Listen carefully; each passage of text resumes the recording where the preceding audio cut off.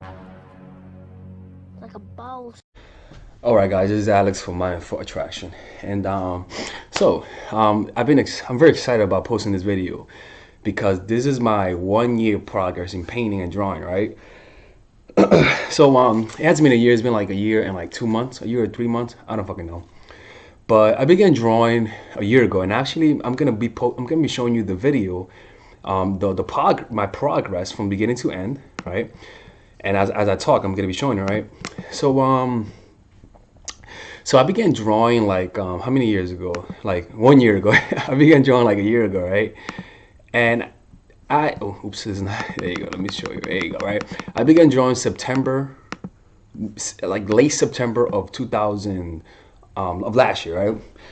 And the reason why I began drawing is because, truth be told, I was very bored. I was making YouTube videos and I was successful at it, but I was very bored at it, right? By the way, that's my painting right there. I got very bored with it, and so I needed to find my passion. And I was reading Robert Greene's book. Let me show you. I was reading this book obsessively, right? Mastery, right? And I just believed in it. Like I just kept reading it and just believed in it, right? And as I was reading it, like I became obsessed by Robert Greene and by his books and stuff like that. And what I realized is that this book was the person who inspired Robert Greene to write this book was Leonardo da Vinci, right? And I said to myself, you know what? If he likes Leonardo da Vinci, and this book was because of him, then it must mean I will love Leonardo da Vinci, right? So I was like, it's kind of like when you meet your friend, most likely you like his friends, right? So I did, right? And when I began reading Leonardo da Vinci's biography, I was in Amsterdam at the time, right? And I'm not gonna lie, man, listening to his biography as I was in Amsterdam was like shocking because Amsterdam has this very artsy, this very old look to it. And just reading his biography, it just gave it more life. And as I was listening to it, I realized that I have I had an advantage over Leonardo da Vinci, right? And the advantage was that I live in the current in a society that has a lot of information, and I have this book of Robert Greene. And you know what? I'm the type of person that if I like your book, I'm gonna give you a try, and I'm gonna believe 100% in what you're saying.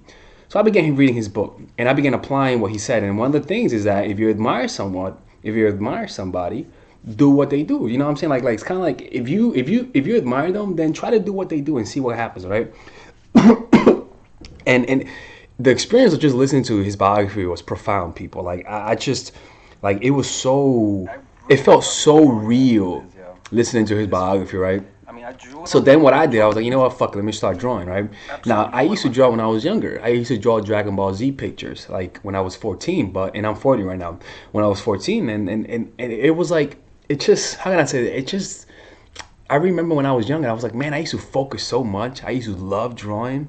So I was like, you know what, it makes sense. Let me start drawing. Again, I'm doing what this book says. I'm just following it with all of my heart. And so I began drawing. And initially, as you guys can see, the drawings were decent, right? But for some reason, like I was learning fast, in my opinion. You see what I'm saying? And then as I was reading Leonardo's biography, every time I listened to his biography, like it just gave me more belief that I could do it. And the reason why is because listening to it helped me see who he became in a logical and level without feeling like he was like some kind of god. And as I was reading it, I started linking up the things that he talks about with Leonardo's life. And I just came to the conclusion that if he could do it, I could do it. You know, I just realized that if he could do it, I could do it. Why not me? You know what I'm saying? Like, why not? I have all the resources. I have the passion. I'm a very obsessed person. You know, I tend to be very obsessive with things. You know what I'm saying? And I was like, you know what? Let me use that for my advantage. And so I began. And I'm not gonna lie, people.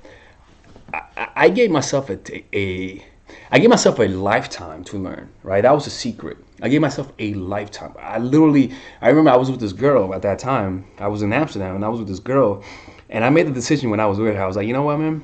I'm gonna learn to draw. I was like, I'll be back next year, and I'm gonna show you I could draw. I'll be back next year. Truth be told, I did not expect. how fast I was gonna learn. You know, like I did not expect it. The reason why is because every time I see people's progress, I see it as a very slow progress. I see people who take 10 years or even 5 years to get to a decent level. Like to draw that, so some people it takes 3 to 4 years. I don't fucking know, because I was learning by myself. I was like just going online, like just reading and just learning by myself. You know what I'm saying? Like I was just, but the thing is that I was asking myself one thing, and this is what made a difference between me and every other artist. I asked myself one question: what is the fundamentals that every artist knows they have to do, but they don't do? Like because when I play basketball, right? And when I was playing basketball, everyone played basketball, but the only thing that separated the good basketball players from the bad basketball player is this: practicing more than they play basketball. If you practice more than you play, I don't stop googling the best way to practice. Just or stop googling how to shoot like Curry. Just practice more, my nigga. That's all you gotta do. Just practice more. Like honestly, that is the secret. Just practice more than you play, right? And when I began doing that with basketball, I got good at basketball. So I really had a reference. I had a successful experience in basketball and actually putting my mind to it and practicing more than I played. And you know what? I started getting progressively good. All right, not that good, but progressively good. So every time, I brought that into art. I was like, you know what? If he could do it, I could do it. All I have to do is just do what other artists don't do, because the bad artists, I can promise you, they're not bad because it's some God-given talent. They're simply bad because they don't do some of the necessary things. And I just wholeheartedly believe in that. I wholeheartedly believe that some people are frustrated in their art, not because they try hard, but because there are elements in their practice that they're just not practicing out of resistance. What I did is I identified that and I just made it my focus to practice that. What was that? One, studying anatomy. I have a let me show you. Where's my iPad? I have an iPad, right? I have an iPad where I have classes online that I take that I could just watch, and then with the iPad I could draw as I watch, right? I have a 30-minute train ride from here to school. What I do in that 30-minute train ride is I just focus on anatomy for those 30 minutes, and then I use the same 30 minutes to go back home, right, and practice anatomy. I tell someone, so just commit your whole life to doing that. Just practicing on the train anatomy. When you get home, you study perspective, which is the next thing you got to studying perspective, right? At the studying perspective, you gotta learn how to draw different. You gotta draw how to draw boxes in different angles. So what I did initially, if you watch, like I don't know where this is. Let me show you. Where is it at? I'm trying to find my notebook. 1 second. Where is it? Let me see this, right? What I began doing was just drawing different boxes from different angles, right? Let me see. I want to show you guys an example of how I did that, right? I don't have it here. I don't have it here, but what I would do is just like draw boxes, draw cylinders, just draw like a whole bunch of different things that people find boring. Because what I would do, I would draw cylinders in perspective. I would draw boxes in perspective. I would draw organic shapes in perspective, right? As a practice, because if you cannot draw a basic cube, a basic box, a basic square in perspective, then you won't be able to draw the way you got it in an accurate way, right? So I began doing that, and it allowed me. It just, how can I say this? What I try to do, I try to make sense of it. I try to make sense of it. For example, when I would look at a drawing, I would say to myself, why does that make sense? Like why are they telling me to shade like this? Like I realize that if you want to create a dip in a, like if you want to create like angles, like darkness, shadows is a sign that you're transitioning from one plane to another, right? Like shadows indicate that there's a difference there's like a plane changing, and the deeper the plane is, the darker the shadow is, right? I just began making sense out of all of that. So, and also as I was drawing, right, because you'll see the painting, as I was drawing, I was asking myself, because mind you, Leonardo da Vinci, he first drew when he was younger, right? From 9 to 14, he just drew. So for 5 years, he drew, right? And then after 5 years, he began working in Verrocchio's studio, right? And then painting. So what I said to myself, okay, Leonardo da Vinci just drew for 4 years. let me just focus on drawing. Rather than getting into painting, because I just wanted to paint really fast, I began focusing on drawing, right? Just drawing in black and white, drawing the values properly, right? And what began happening after that, one second, I gotta change this, right? What began happening is that as I was drawing, I was asking myself, how does this relate to painting? Right? As I was drawing and using different kinds of like pencils, I kept asking, how does using this pencil relate to using a pen? Right? And I was asking, how does this relate to color? Even though I never used color, right? I began asking those questions prematurely. How does this relate to this? And why it doesn't relate and what makes them different? I just began asking myself those kind of questions, right? And by just following that model, right? Success leaves clues. Following what Robert Greene said, being patient and having a long term, and I mean my people, I mean like a whole lifetime kind of perspective. Because if you just want to get good now, if you want to get good fast, you're not going to get good fast. But if you're actually patient and you focus long term, what would happen is that you begin to do things and practice the things that are necessary. And coincidentally, paradoxically, better said, you'll actually, paradoxically, you'll actually get good fast. Because all I was doing was just studying the fundamentals. You see what I'm saying? So then after that, I began taking online courses like New Masters Academy and began doing what they did and doing it every day. And look, I'll be honest with you, man. Like, there's one thing I do lie about, and it's just that I practice like 10 hours a day. Sometimes I do, but there are times when I go a week without drawing, right? And the reason why I don't say that too much is because I want to make sure that because if I say that I didn't practice too much, it'll give people the false impression that they don't have to practice too much. Truth is that I don't understand why I got good fast. Like, I just think it's because of what this book says, is that whenever something's your natural inclination, you're going to focus more deeply. It's just what it is, right? It may not be the same experience for everybody, right? But it is what it is. This is into 7 months into drawing. Right? Oh, this is 7 months, 9 months into drawing, I believe, right? But that's how it went, right? And I wish I could tell people that I practice 10 hours a day. That's not the case, man. Initially, I practiced 5 or 6 hours, but mostly I will practice 3 hours a day, and then sometimes I wouldn't practice at all. You see what I'm saying? And it just became easier after a while, you know. And then I started taking classes after a year of drawing. I started taking classes at the New York Arts Academy, right? And again, no experience with drawing the figure, drawing in an academic way, right? But the one thing I kept asking myself is, why does this make sense? Why does this make sense, and why doesn't mine look like that? And I just try to break it down in a very logical way. Honestly, just ask yourself, why does it make sense? Or ask yourself, what am I looking at? What am I looking at here that I don't see here? Rather than saying the magic of painting, I just try to look at it in a very logical way. And this is what happened. You know what I'm saying? That was my first painting with black and white, right? And that wasn't my first portrait, but that was one of my first portraits in watercolor, right? And the reason why I used watercolor is because I wanted to just study values, study how to mix and stuff like that. You see, look, you see this, right? This is my first drawing in the academy, right? And it was wrong, right? My teacher told me it was wrong, so I restarted all over again, right? And I asked myself, why is this wrong? Right? Why is it wrong? You see what I'm saying? Like, why? And then after I realized this is what happened up there, right? Right? Let me show you.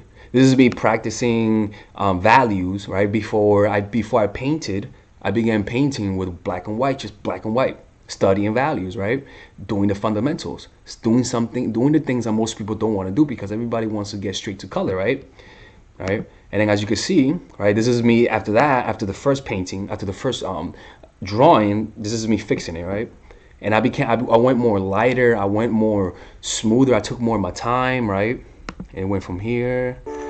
And this is me applying the color theory that I've been learning for the past month, right? That's the painting. As I was just studying color theory. I would do a value charts, just doing a bunch of value charts. I mean, shit that most people just wouldn't do, right? Before I even painted something, I would just paint value charts, paint different chromas, and just paint different color wheels. Just give me an understanding of the fundamentals, because when I play basketball, I learned that in order to be a good shooter, you can't shoot from three yet. You first have to shoot with one hand 2 feet away from the basket, right? And this is very similar. Drawing different values, painting different values, like practicing matching different colors in your room with the paint, learning how to draw the color wheel and painting the color wheel properly and doing a whole bunch of them, which is naturally make this easy. But most people don't do that. But I asked myself, what do most people need to do that they don't do? And that's how you gain an advantage, right? Look, right? Watch, right? And again, this is me, right? That's not good, right? Okay, right? We see more of this, right? Boom, right? This is just this is just, I was shocked when I first saw that, right? But again, this is just me applying fundamental things, right? And now this is the second time, right? Remember when I told you I tried and it didn't work out? Of the first painting, the first drawing, this is my second attempt, right? And then this came out, right? And I was just shocked, right? I mean, look, right? And now this is just me drawing for 10 minutes, and now my drawings are a lot better. And boom, right? It's looking nice right there, right? As you can see, right? You see that? And now this is my second portrait, right? And again, I was applying all of the things that my teachers told me, and I just asked myself, why does that make sense? And you just ask yourself that, you start. And the thing is that before this, I was studying the skull. I was studying anatomy. I was studying, like, let me show you my book on anatomy, right? Right? Studying like oh shit, it is not it, right? Just just studying the skull, studying every part of the body and stuff like that.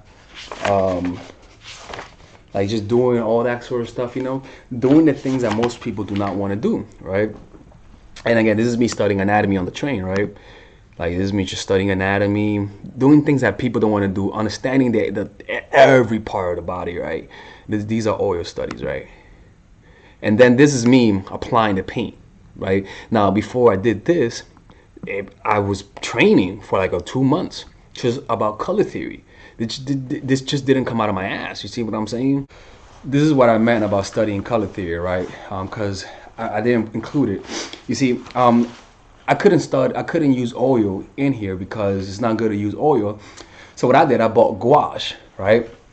And so what I did with the gouache, I began just practicing this simple thing, the spheres, like I said, you see? Just doing like stuff that most people just don't want to do. Before I even painted, I began doing all of this, right? Just practicing, right? Just practicing the fundamentals, right? Before I even painted that, right? Let me show you, right? Just practicing fundamentals. See what I'm saying? Practicing fundamentals. And again, you can see the progress, right? You see, just practicing in black and white, and after you do the black and white, then you could start adding color. But the way you add color is by doing still life. You do still life, right? Again, look at all the still life. Before I even draw anything, I'm doing still life. Why? Because that's what I read was one of the fundamentals. One of the fundamentals is drawing still life. You see? You see that some of them, this one was a little fucked up, this one, no, the other one, this one, right? So again, I just kept practicing, right? And as you see the practice, right? Until I started getting a little decent, right? Right? Bam, right? And boom, I was like, oh shit, oh, that's a good apple. I'll eat that apple, right? And then you start seeing the progress right here, right? Boom, this is the nice one, right? This one I was like, holy shit, right? I got this one wrong, right? But that's okay, right? Again, just practicing the fundamentals. And then you get to here, right? Right? And then you get to this. And let me show you my first commission as well, right? Before I continue the video, right? Because I had to stop it just to show you guys this. Let me show you the first commission that I did. That was back in December, right? Where is it at? This first commission that I did was right here. Where is it at? Here, right? That was the first commission, right? I used oil. I used watercolor for this one, right? And but that comes to practice. All right, back to the video. It came with practice, right? Look at that, right? Again, this is me just studying with gouache, right? And just, right? Smart Rosenfeld, right? Where's this, right? See those gooses right there? What was the other? Oh, What was the shit, last the one, whole right? gang is here. And Oh my God. Yo, they try to. one second, right? And that's the last painting I did, right? Michelangelo, right? That was yesterday, right? And again, that was just like 30 minutes of painting here, right? But See those gooses right there? Oh one second. shit, the whole gang is here. Oh Sorry, my God. I was attacked Yo, by they gooses tried in to attack me Amsterdam. the other day, man. One second. They're evil motherfuckers, man. Yeah, gooses are evil. Let me delete this. Right. Right. And again, people, anybody can learn all of this. You see those gooses right there? Oh shit, the whole gang is here. God damn it. Oh my God. Yo, they tried One to second, attack people. me the other day, man. Let me let me delete that video. All right. So yeah, people, this is something that anybody could do, but it has to be something that comes from within you, and you have to practice intensely. Um, I can't say that anybody can do it, right? Let me show you my other paintings, right? Let me show you my other drawings, right? And then again, this is like a year and a half of, not a year and a half, like a year and like 2 months of drawing and stuff like that. But anybody could do it if you guys just set your mind to it, This is my recent one. This is the barge drawing. One second. All right, let me put it up right so you guys can see. Bam, right? Where is it at? Right here. Where is it at? That's not it. One second. Let me show you guys. Right. Right here. There you go. Bam. Right. This is like the barge drawing. I think you guys can see in the screen, right? And I'll be honest with you, I expected that 4 years in. I expected to do that for 4 years. I don't know how the hell. Like, I think some people are just wired to do certain things more than others. And it's not that it makes you more superior, but everybody has a specialty that their minds are more calibrated to do, right? This book, Mastery, will not teach you how to become a great artist. It'll teach you how to become the best version of yourself. And coincidentally, you'll inevitably find your passion, and it'll be expressed through that.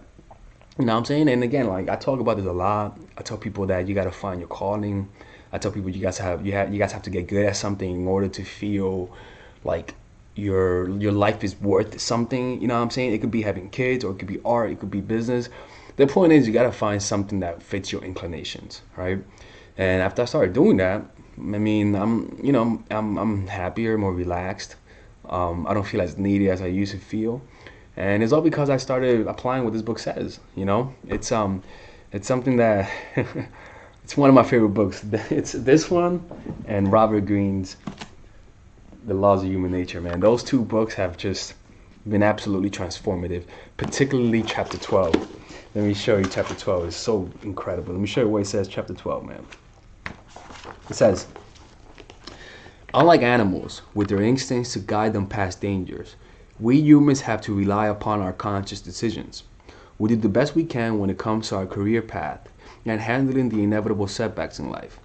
But at the back of our minds, we can sense an overall lack of direction as we are pulled this way and that other way by our moods and by the opinions of others. How do we end up in this job, in this place? Such drifting could lead to dead ends. The way to avoid such a fate is to develop a sense of purpose, discovering our calling in life and using such knowledge to guide us in our decisions. We come to know ourselves more deeply, our tastes and inclinations. We trust ourselves, knowing which battles and detours to avoid. Even our moments of doubt, even our failures have purpose to toughen us up. With such energy and direction, our actions have unstoppable force. Beautiful. Oh, it's beautiful. Let me show you another one, right? I got excited about this because it's just so beautiful, this book, man. Let me show you this one.